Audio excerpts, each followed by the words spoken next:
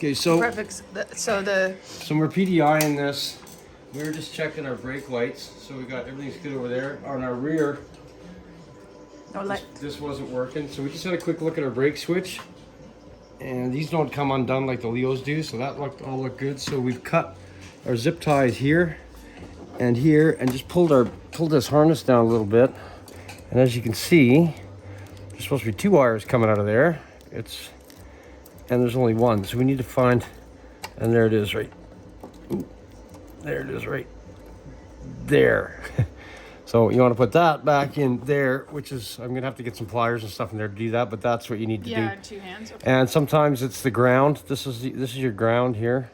So there's 1 in and 2 out, and 1 in and 2 out like this. So sometimes, yeah, they just slide out. So if this is probably loose, so just take a pair of pliers and just gently crimp it closed a little bit. Yep. So you got some friction when that goes in, and then it should be good.